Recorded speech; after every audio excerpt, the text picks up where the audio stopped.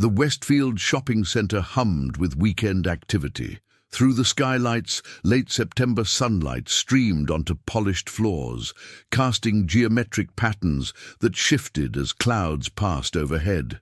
For the Mitchell family, it was supposed to be an ordinary Saturday, a routine back-to-school shopping trip followed by lunch at their favourite Italian restaurant on the second floor.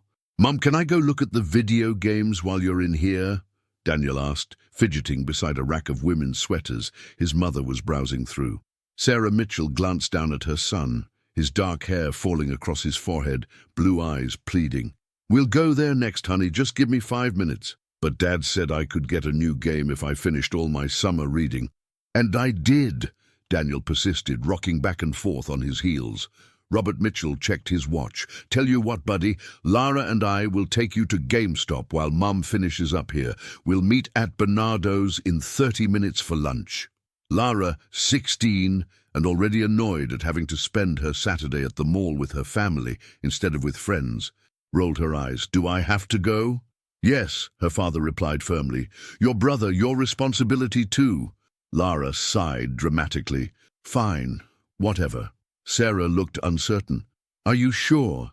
It's really crowded today." "We'll be fine," Robert assured her, placing a kiss on her cheek. 30 minutes. "Bernardo's, come on, kids!" The three of them weaved through the Saturday crowds, past perfume counters and clothing stores. When they reached the central atrium with its massive fountain, Robert's phone rang. He pulled it from his pocket, frowning at the screen. "It's work. I need to take this. It'll just be a minute." He stepped aside, pressing the phone to his ear. Lara immediately pulled out her own phone, scrolling through social media updates. Daniel tugged at her sleeve. "Can we go now? Dad's on the phone." "Dad said to wait," Lara muttered without looking up. "But it's right there. I can see it from here." Daniel pointed across the atrium to the glowing GameStop sign. Lara glanced up briefly. The store was indeed visible, perhaps 50 yards away. "Just wait for Dad." "I'm not a baby. I can walk across and look around until you guys come, please." "No way. Mom would kill me." Daniel's face fell into a familiar pout. "You're the worst sister ever. And you're the most annoying brother. Just wait 5 minutes." Her phone buzzed with a new message from her boyfriend, and she became absorbed in typing a response. When she looked up again, her father was still on the phone, his back turned, gesturing emphatically as he spoke. But Daniel was gone. "Daniel!" Lara spun around, scanning the immediate area. "Daniel!" she called louder, drawing the attention of nearby shoppers. Her father turned, frowning. "I've got to go," he said into the phone before hanging up.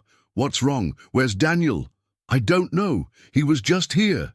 Panic rose in Lara's voice. "He wanted to go to GameStop, but I told him to wait." Robert's face darkened. "You were supposed to be watching him." They rushed to GameStop, pushing through crowds, calling Daniel's name. The store was small, easily surveyed in seconds. No Daniel. "Did a boy come in here alone? About this tall, dark hair, blue t-shirt?" Robert asked the clerk desperately. "Sorry, man, it's been packed." "I haven't noticed anyone specific." What followed was a blur. Security guards with walkie-talkies, announcements over the mall intercom, Sarah arriving with a face drained of color, then uniformed police officers moving through the building, questioning witnesses and reviewing security footage. Hours passed in a sterile mall security office. Lara sat with her head in her hands, replaying those moments over and over. Her mother sobbed in a chair across from her while her father paced, occasionally barking questions at the officers. "There has to be something on the cameras," Robert insisted. "People don't just vanish." Detective Alvarez, a heavy-set man with tired eyes, shook his head.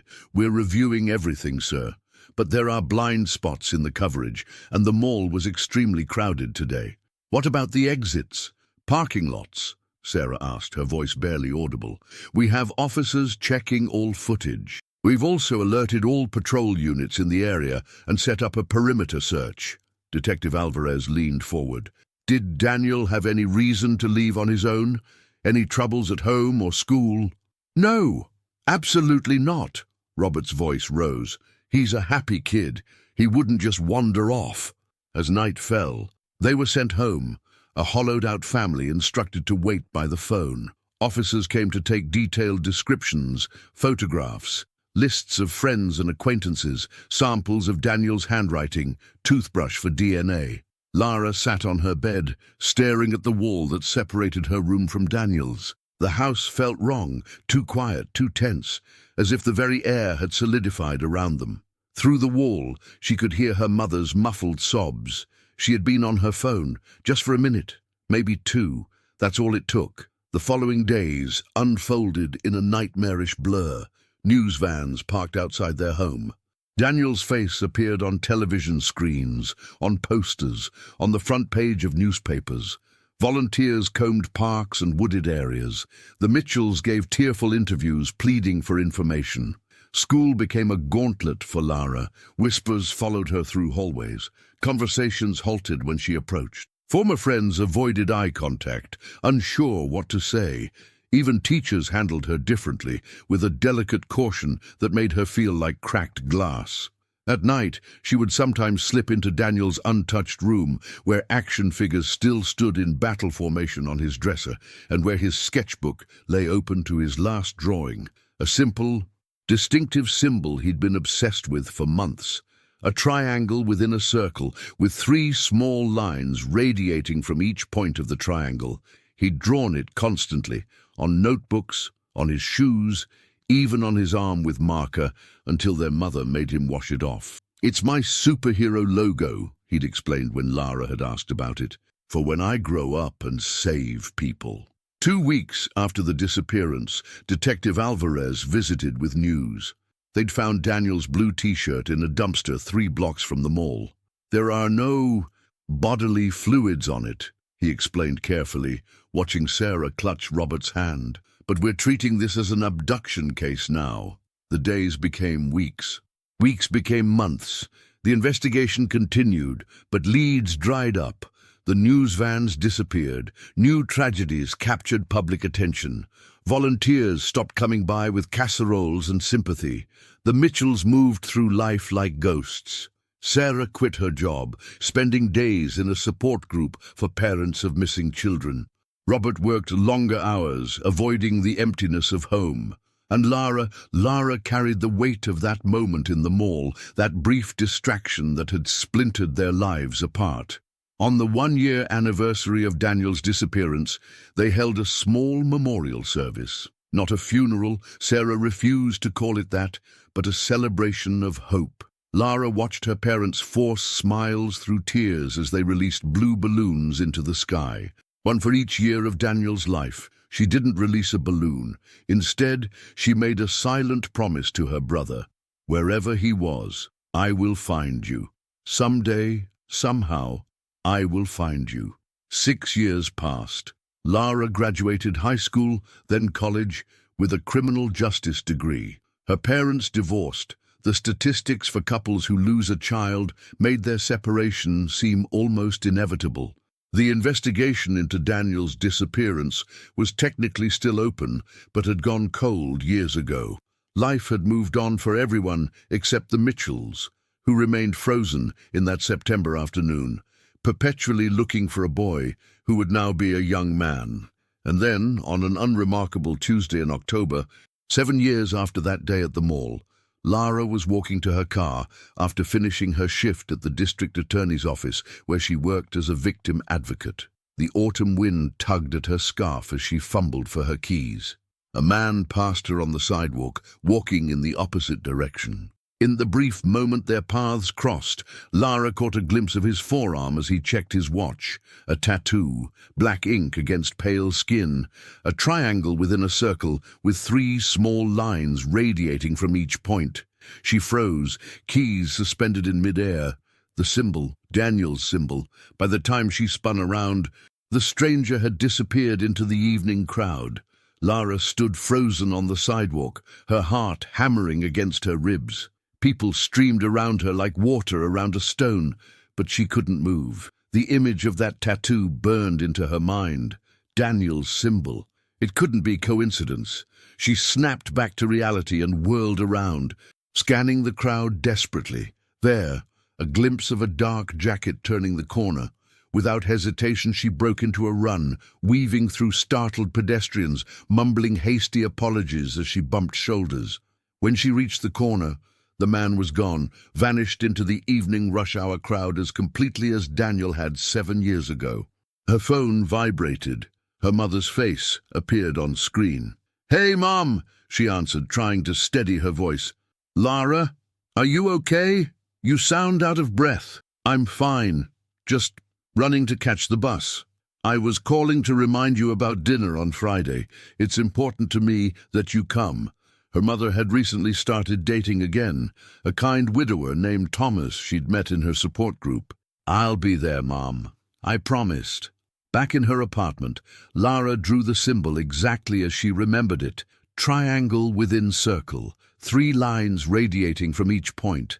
She pinned it to her investigation board, a collection of newspaper clippings, police reports, and timelines she'd constructed over 7 years of searching. She spent the night compiling a list of every tattoo parlor in the city and emailing them the design, asking if anyone recognized it. By 2 a.m., she had sent over 60 emails, a desperate shot in the dark. Days passed with negative responses. Lara found herself taking detours through downtown on her commute, scanning faces, searching for the man in the dark jacket. Friday evening arrived, dinner at her mother's house. Sarah Mitchell answered the door looking better than she had in years, her hair freshly styled, wearing a dress instead of the sweatpants that had become her uniform after Daniel's disappearance. Thomas Grayson was tall, with kind eyes and a beard streaked with grey. Dinner was surprisingly comfortable until Sarah squeezed Thomas's hand and gave Lara a meaningful look. "We have some news," she said. "Thomas has asked me to marry him, and I've said yes." Later, helping with dishes, Lara broached the subject that had been nagging at her. "Have you told Dad? And what about the house? Will you sell it?"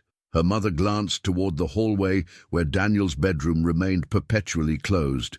"We've talked about it. Thomas has a larger place that makes more sense for us. The realtor is coming next week. You can't sell. What if he comes back? What if he won't know where to find us?" Sarah turned, her eyes suddenly fierce. "It's been 7 years. 7 years of sleeping next to an empty bedroom. I need to move forward before there's nothing left of me." "So you're giving up?" "No, I'm surviving." Sarah wiped her hands on a dishcloth. "And I'm not erasing him. His things will come with me. But this house, it's a mausoleum, Lara." As Lara drove home, her phone chimed with a new email. The subject line made her pulse quicken. Unusual tattoo design, information. The message was from someone named Marcus Hernandez. "I don't work at a parlor anymore, but your email got forwarded to me. I did that tattoo about 5 years ago. Very specific request from a guy who brought in his own drawing. Don't remember his name, but I have an old appointment book that might have it. If you're really interested, swing by the bar where I work now. Neon Lounge on Weston Street, ask for Marcus." The Neon Lounge was a dive bar bathed in purple and blue light. Marcus was younger than Lara had expected, with full sleeves of tattoos and a nose ring. "You're sure you did this exact tattoo?" she asked, showing him the drawing. "Yeah, that's it. Guy was super particular about it." "Do you remember anything about him?" "Not much. White dude, dark hair, kinda quiet." Marcus frowned. "Actually, there was something. He had this scar on his temple." He traced a line along his own face, like a lightning bolt almost. Lara's breath caught. Daniel had a scar like that, from falling off his bike when he was 5.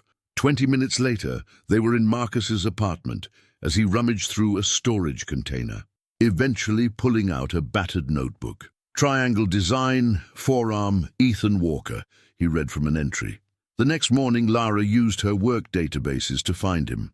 Ethan Walker, 27, residing at 1422 Lakewood Drive, apartment 303. The driver's license photo showed a solemn young man with dark hair and blue eyes that looked so familiar they hit her like a punch to the solar plexus. Instead of calling Detective Alvarez, she found herself watching Ethan's apartment building.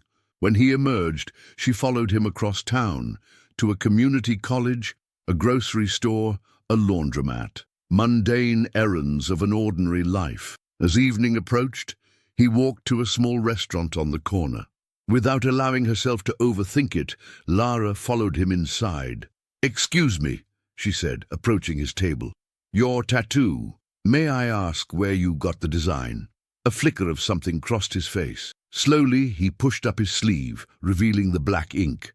Triangle within circle, 3 lines radiating from each point. "This? Why do you want to know?" "My brother used to draw that symbol," she said, "before he disappeared." Ethan's expression changed, his posture stiffening. "I think you should sit down," he said quietly. As Lara lowered herself into the seat, she noticed a small, lightning-shaped scar at his temple, partially hidden by his hair, but unmistakable. "Who are you?" she whispered. He studied her face intently. "I think I might be the person you've been looking for, but not in the way you think." Outside, street lamps flickered to life, casting long shadows across their table. "My name isn't really Ethan Walker," he said, lowering his voice.